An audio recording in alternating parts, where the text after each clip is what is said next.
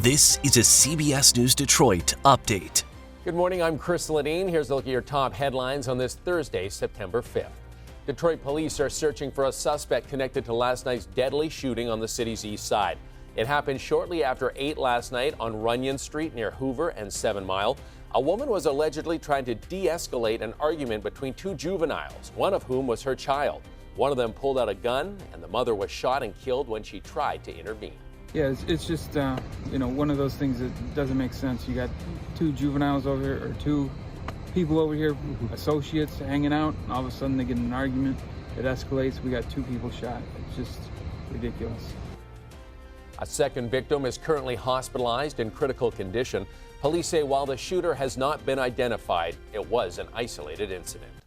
The FBI says after an anonymous tip about a school shooting threat last year, agents interviewed the 14-year-old student who allegedly opened fire inside a Georgia high school yesterday. But the FBI says they did not take further action after learning the suspect did not have unsupervised access to the family's hunting guns. The shooting at Appalachia High School killed two 14-year-olds and two teachers. At least 9 others were wounded. The teenage suspect is in custody and is expected to be charged with murder as an adult. Green Day was rushed off the stage last night during their show at Comerica Park. Detroit police say a man was flying a drone over the stadium, making the band have to stop the show for safety reasons. After a brief pause, Green Day did finish the rest of their show. Workers at the Marathon Petroleum Refinery are on strike. The workers have been without a contract since January. The union says they work in dangerous conditions and deserve better. Union leaders are pushing for a 6% raise to keep up with inflation and say the workers haven't had a raise since the pandemic, despite Marathon making huge profits. In a statement, Marathon Refinery says it's disappointed the union is engaging in a strike, saying the company has negotiated in good faith, but the union thus far has been unwilling to agree to acceptable terms for an agreement.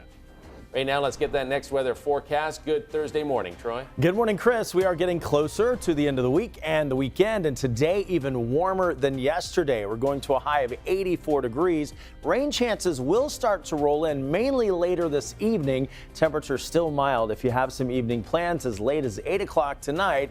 77 will be the temperature. We'll see a minimal chance for a couple of showers at 10% or less into the afternoon and evening. Then tomorrow, rain chances increase. You do see a little bit of green here for this evening, 7 p.m., indicating 1 or 2 showers. We won't see much out there. But then tomorrow, as we track this front, there's 5 in the morning. You see this line of showers and thunder showers developing just to our west and then eventually pushing right in to the Detroit metro through the day. So into Friday, we'll have several waves of rain around an area of low pressure, and then it eventually pushes out, and we have a huge cool down for the weekend. Ahead of the front, though, again, warming considerably today, well above our average. Our average high is 78 for Detroit. We're going to 84 today in Detroit, Lapeer at 86 degrees, 85 in Ann Arbor. Tomorrow morning, starting off in the 40s and 50s, but a high of 73 degrees because of that front bringing a high coverage of rain. Then look at the cool down, a high of only 62 degrees on Saturday, 68 on Sunday. We'll see a chance for a couple of showers early Saturday,